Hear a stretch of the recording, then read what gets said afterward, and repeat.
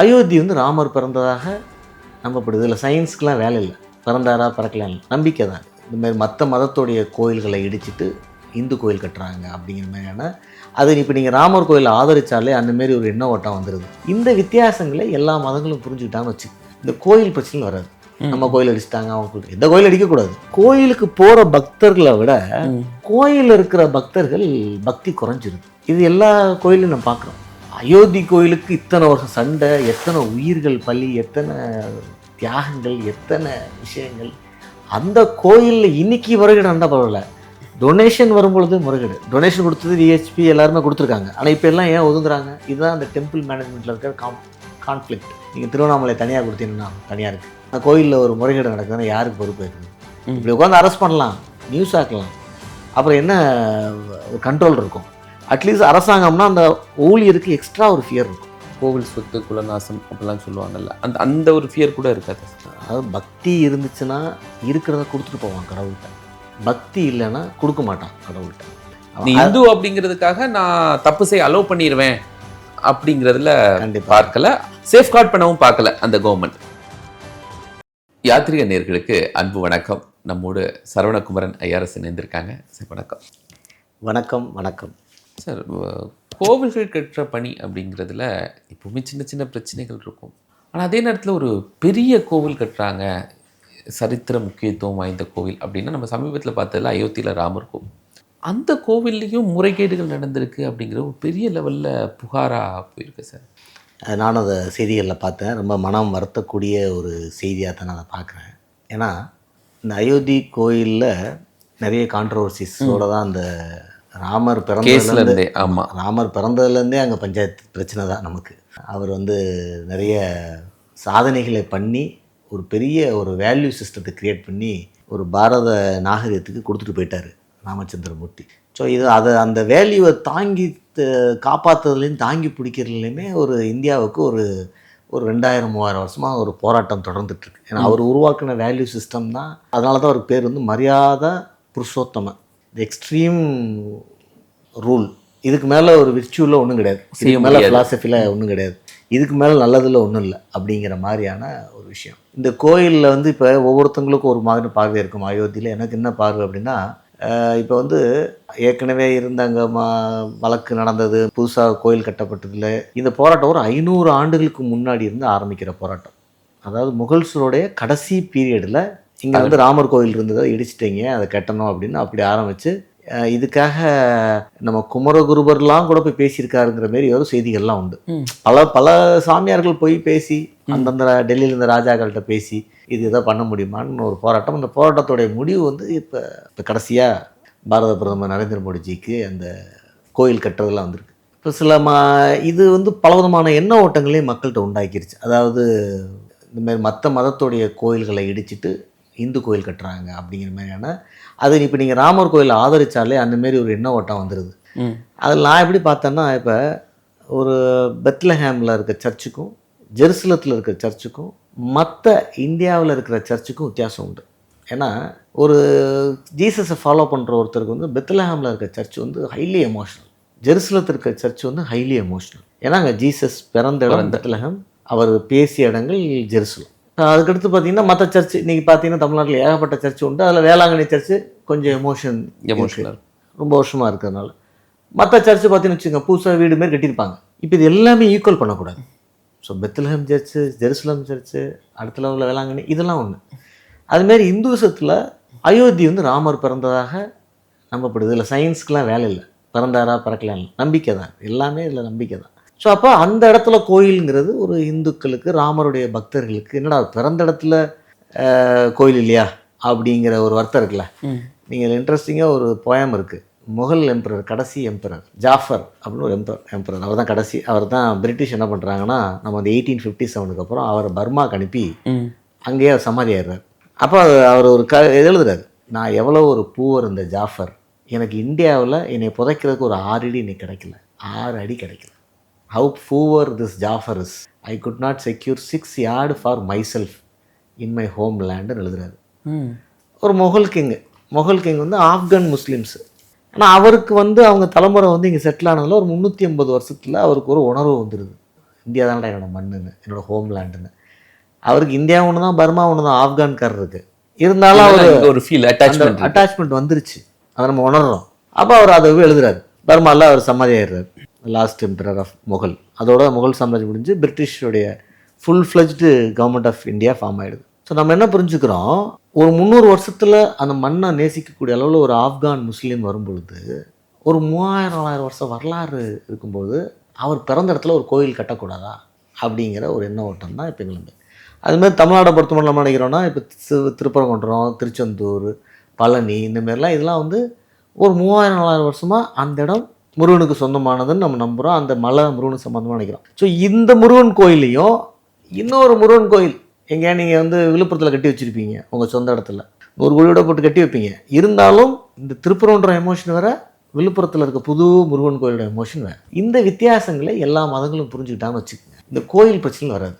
நம்ம கோயில் அடிச்சிட்டாங்க, அவங்க கோயில், எந்த கோயில் அடிக்கக்கூடாது. சில நேரங்களில் ஒரு இடத்துல கட்ட வேண்டிய ஒரு நிர்பந்தம் இருக்குது அப்படின்னா இந்த வித்தியாசத்தை நம்ம புரிஞ்சுக்கணும்.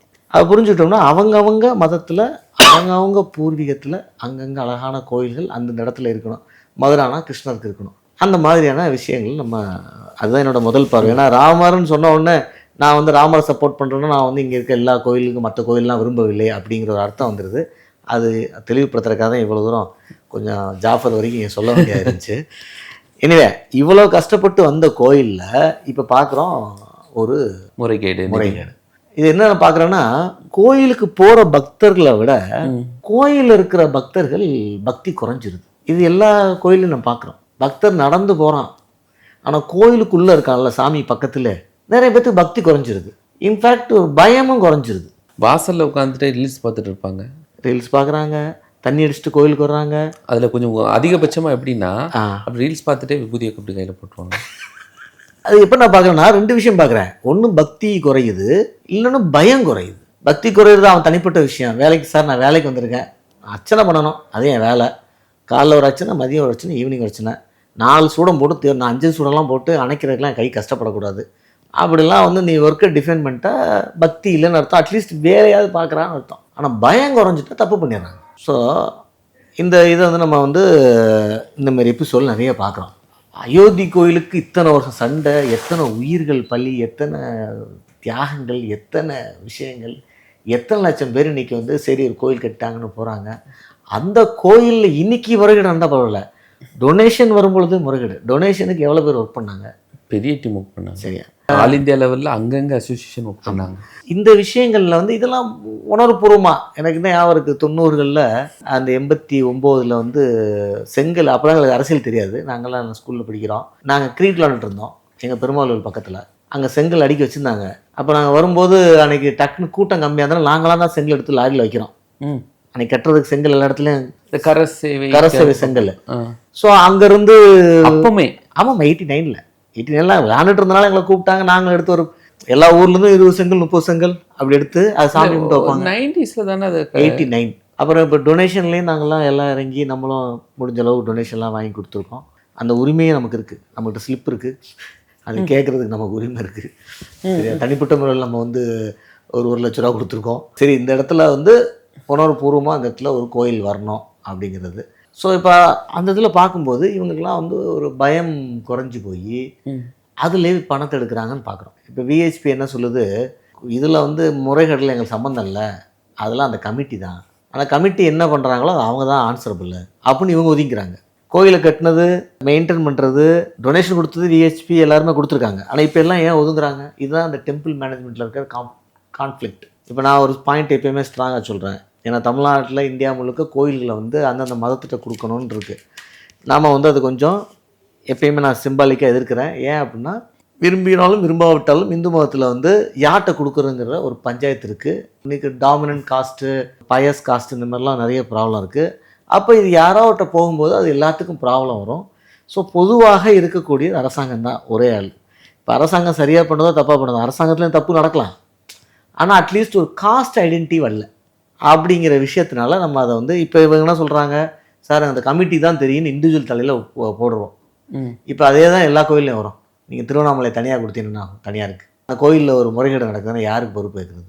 இப்படி உட்காந்து அரெஸ்ட் பண்ணலாம், நியூஸ் ஆக்கலாம், அப்புறம் என்ன ஒரு கண்ட்ரோல் இருக்கும். அட்லீஸ்ட் அரசாங்கம்னா அந்த ஊழியருக்கு எக்ஸ்ட்ரா ஒரு ஃபியர் இருக்கும். அரசாங்க ஊழியருக்கு அவருக்கு அவருடைய அட்மினிஸ்ட்ரேட்டிவ் கேரியர் இருக்குது, அதுக்காகவது கடவுளுக்கு பயப்பட்டாலும் அதுக்கு பயப்படுவான். தனியாருக்கு என்ன பயம் வந்துட போகுது? இருக்காது. ஸோ இந்த காரணத்துக்காகவும் நம்ம திருப்பி அந்த கொள்கையை நம்ம வலியுறுத்துகிறோம் இருக்கணுங்கிறது. ஸோ இதில் வந்து இல்லை நிறைய விஷயம் கோவில் சொத்து குலநாசம் அப்படிலாம் சொல்லுவாங்கல்ல, அந்த அந்த ஒரு ஃபியர் கூட இருக்காது. அதாவது பக்தி இருந்துச்சுன்னா இருக்கிறத கொடுத்துட்டு போவான் கடவுள்கிட்ட, பக்தி இல்லைன்னா கொடுக்க மாட்டான் கடவுள்கிட்ட. இருக்கிறது ஏன் பக்தினா கடவுள்கிட்ட கொடுத்துட்டு போகிறான்? சம்டைம்ஸ் கோயிலுக்கு எழுதி வச்சுட்டு போகிறான்னா வேறு எல்லாத்து மேலேயும் ஒரு வருத்தம் இருக்கும், யார் மேலே நம்பிக்கை இருக்காது. இந்த சொத்தை என்ன பண்ண, நமக்கு அப்புறம் யாரும் இல்லை, வாரிசு இல்லைன்னா இந்தப்பா கோயில் கொடுத்து ஏதாவது ஒரு ரூபத்தில் மக்களுக்கு அது பயன்படும் அப்படிங்கிற ஒரு நம்பிக்கை தான் அது. இது பக்தி இல்லை. அந்த பயம் இருந்தால் அட்லீஸ்ட் நாத்திகனாக இருப்பான், ஆனால் கோயில் சிலையை திருட மாட்டான். ஏன்னா அவனுக்கு அது எத்திக்ஸு, மாரல், அதுக்காக மாட்டான். அவனுக்கு பயம் இருக்காது, கடவுளை பார்த்து பயம் இருக்காது, ஒன்றும் இருக்காது. ஆனால் கடவுளை பார்த்து பயப்படாத ஒரு நாத்திகனோ ஆத்திகனோ தப்பான ஆளாக இருந்தால் இந்த மாதிரியான முறையீடுகள் வந்துடும். நீங்கள் இப்போ சிவசொத்து கொலநாசங்கிறது சைவத்தில் இருக்கிற ஒரு செய்தி. அப்போ சிவன் சொத்தை யாரும் பாதுகாக்கலை, கான்செப்டை தான், சிவசொத்தை யாரும் பாதுகாக்கலை. ஆனால் நீ எடுத்தேன்னா நீ அவுட்டு. நீ அவுட் இல்லை, உன் ஜென்ரேஷனே அவுட்டு. நம்மால் வந்து எப்பயுமே குளத்துக்கு பயப்படுவான் இந்தியாவில் எல்லாருமே, ஏன்னா ஜென்ரேஷனுக்கு பயப்படுவான். அது இருக்கணும்னு நினைப்பாங்க. ஏன்னா அதனால தான் வந்து இந்த ஆண் குழந்தையை பெற்றுக்கிற ஆர்வமே எதில் வந்துச்சுன்னா குலத்தை பாதுகாக்கிறது அப்படின்னு அவங்க நினச்சிக்கிட்டதுனால ஃபஸ்ட்டு. இதுக்கு ஒரு ஆரிஜின் என்னென்னா, இந்த புத்ரான்னு ஒரு வார்த்தை இருக்குல்ல சமஸ்கிருதத்தில், புத்ராங்கிற வார்த்தையுடைய ஆரிஜின் வந்து புத்துனா நரகம், சொர்க்கம் நரகம் சொல்கிறோம் இல்லையா, புத்துனா நரகம், ஹெல்லு. இந்த புத்தில் ஒருத்த மனுஷன் போகாமல் இருக்குன்னா அவனுக்கு தேவை புத்திரா புத்திரி. புத்திரன் தான் நரகத்துலேருந்து உன்னை மீட்டெடுப்பவன், புத்திரி தான் நரகத்துலேருந்து மீட்டெடுக்கிறவன். ஆனால் அன்ஃபார்ச்சுனேட்டாக வரலாற்றோடைய ஃப்ளோவில் புத்திரி சைடில் போயிடுச்சு. பேர் வந்துச்சுன்னா நம்ம சொல்கிறோம்ல புத்திரி இந்த பொண்ணுங்களுக்கு, அது ஓரத்தில் போயிடுச்சு. ஆனால் புத்திரா ஸ்ட்ராங்காக இருந்துச்சு. புத்திரால தான் நம்ம புத்துங்கிற வார்த்தைக்கு அர்த்தம் புரிஞ்சுக்கிறோம். அப்போ தான் நரகத்துக்கு போகக்கூடாதுங்கிறதுக்காக குளத்தை உருவாக்குறான். குளம் போச்சா நம்மளும் நரகத்துக்கு போயிடுவோம்னு அந்த குளத்தை பாதுகாப்பில் ஒரு ஆர்வம் காலத்தில் இந்த சிவசொத்து குலநாசம் இது வந்து. இப்போ வைஷ்ணவத்தில் இன்ட்ரெஸ்டிங்காக இன்னொரு ஃபிலாசபி இருக்குது. அவங்களுக்கு இதில் நம்பிக்கை இல்லை, இந்த மாதிரிலாம் சொன்னால் நம்மால் ஏமாற்றிடுவான்ட்டு அவன் என்ன பண்ணுறாங்க, பெருமாளை வந்து வருஷம் ஒரு டைம் அவர் ஒரு தீர்த்த யாத்திரை போவார். அவர் பெருமாளுடைய வேலை வந்து எல்லா லேண்டுக்கும் போவார், எல்லா லேண்ட்லேயும் போய் சிலையை வச்சுருவாங்க. உற்சவரை வச்சுட்டு அந்த லேண்டில் அவர் கண்ணுக்கு முன்னாடி அளந்து கொட்டணும் நெல்லை. நீங்கள் அதான் வந்து 10 நாள் திருச்சியில் ஸ்ரீரங்கத்தில் 10 நாள் திருவிழா உண்டு, நெல்லை கொட்டு காட்டுவாங்க. இது வந்து அந்த ஈல்டுனா அங்கே ஈல்டு ஜாஸ்தி இல்லை, அதனால் இந்த இதுக்காக தான் கள்ளழகர் பெருமாள் வந்து மதுரையிலேருந்து கிளம்பி வைகை ஆற்று வரைக்கும் வர்றாரு. ஆக்சுவலி அவர் மானாமதுரை வரைக்கும் போகிறவர் ஒரிஜினலாக, ஏன்னா எல்லா லேண்டையும் பார்த்துட்டு ரிட்டர்ன் வருவார். ஸோ சிவன் லேண்டை பார்க்குற வேலை இல்லை, ஒரே டைலாக் சிவ சொத்து குலநாசம். பெருமாளுக்கு வந்து அந்த டைலாக் இல்லை, ஆனால் பெருமாள் போய் லேண்டெல்லாம் பார்த்து அந்த அறுவடையப்போ அளந்து அவர் கண்ணுக்கு முன்னாடி அளந்து என் ஷேரை எனக்கு கொடுத்துரும், உன் ஷேரை நீ வச்சுக்கோ, வீட்டுக்கு எடுத்துகிட்டு போயிடுன்னு சொல்லிட்டு போயிடுவார். ஸோ அது 2 அப்ரோச். இவர் பெருமாள் அவர் அங்கே ராமருக்கே வந்து அங்கே வந்து அவர் கண்ணுக்கு தெரியாமலே இந்த விஷயம் நடந்திருக்கு. ஸோ இதில் வந்து யூபி கவர்மெண்ட் கடுமையாக நடவடிக்கை எடுப்பாங்க. ஏன்னா இந்தியா முழுக்க ஏகப்பட்ட பக்தர்களுக்கு, ராமருடைய பக்தர்களுக்கு இது ரொம்ப மன வருத்தம் தரக்கூடிய விஷயமாகவும் கோபம் தரக்கூடிய விஷயமா இருக்கும். இதில் வந்து ஒரு கடுமையாக நடவடிக்கை எடுக்கும். அதில் என்னன்னா பார்வை ராமர் கோயில் அசோசியேட்ஸு இந்துத்துவா சார்ந்த நபர்கள் அப்படின்னு கூட பார்க்காம அந்த நடவடிக்கை ரொம்ப விரைந்து பண்ணியிருக்கிறார். இல்லை கண்டிப்பாக பண்ணேன்னா நமக்கு வந்து ஒரு 30-40 கோடி இந்து ராம பக்தர்களுக்கு அது ஒரு மிகப்பெரிய விஷயம். இல்லை அந்த ஐடென்டிட்டியோட நீ தப்பு செஞ்சிடக்கூடாது. நீ இந்து அப்படிங்கிறதுக்காக நான் தப்பு செய்ய அலோவ் பண்ணிடுவேன் அப்படிங்கிறதுல கண்டிப்பாக பார்க்கல, சேஃப்கார்ட் பண்ணவும் பார்க்கல அந்த கவர்மெண்ட். இதெல்லாம் வந்து நம்மளுடைய தெய்வ வழிபாட்டை கேள்விக்குறியாக்குறது தான், கேளிக்கை காக்கிறது. இது திருப்பதி லட்டில் கலக்கிறது, நெய்க்கு, ஆமாம், இந்தமாரி விஷயங்கள். இது இந்தமாரி பெரிய கோயிலால் கண்டுபிடிச்சிட்டாங்க. மற்ற கோயிலில் இப்போ பஞ்சாமிரத்தில் என்ன பஞ்சாயத்துன்னு பார்க்கணும். இப்போ நம்ம இனிமேல் தான் பேசுவோம் சார். நன்றி. வாழ்க.